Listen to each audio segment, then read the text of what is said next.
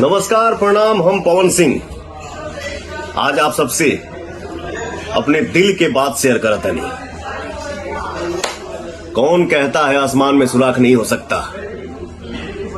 एक पत्थर तो तबीयत से उछालो यारो। हमारे बड़े भैया भारतीय जनता पार्टी के राष्ट्रीय प्रवक्ता और पूर्व केंद्रीय मंत्री सैयद शहनवाज हुसैन जी ने जब से बिहार के उद्योग मंत्री पद की जिम्मेदारी को संभाले हैं, तब से बिहार में उद्योग की एक अलग ही चर्चा है।